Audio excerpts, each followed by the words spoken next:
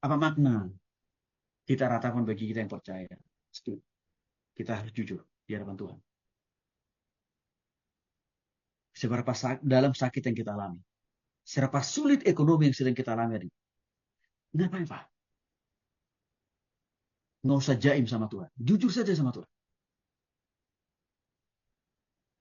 Nggak usah malu sama Tuhan. Dalam hal apa kita punya kesulitan? Dalam hal apa kita punya kesulitan? Dalam hal apa kita sering jatuh dalam dosa? Curhat sama Tuhan supaya Tuhan bisa menolong kita. Bangkit dari kejatuhan dalam dosa itu. Jadi rupanya Tuhan menghargai kok. Atau menormalisasi. Menerima. Jikalau kita mengungkapkan kesedihan, pergumulan, persoalan yang kita alami.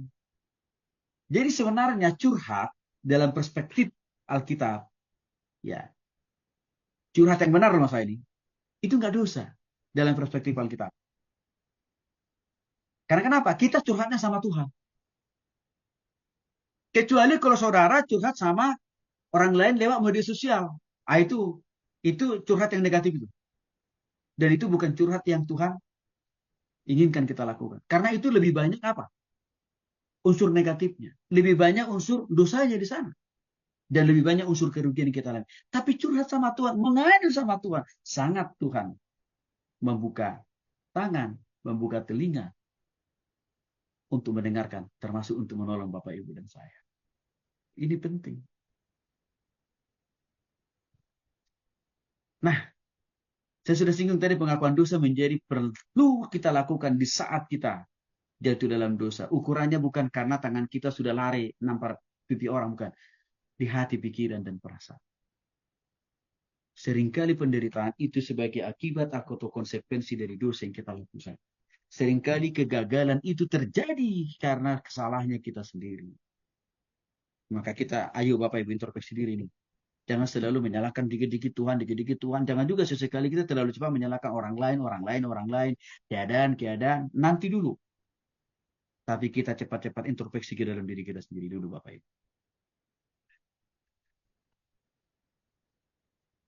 Waktu kita mengalami proses pembentukan dari Tuhan, jangan berputus asa sama Tuhan. Tapi taruhlah tetap pengharapan itu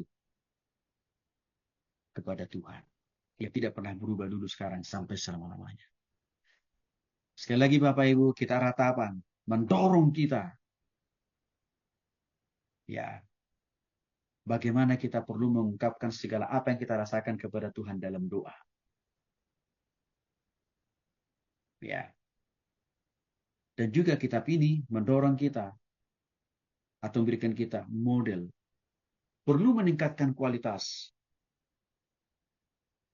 Ya. Ibadah kita pribadi.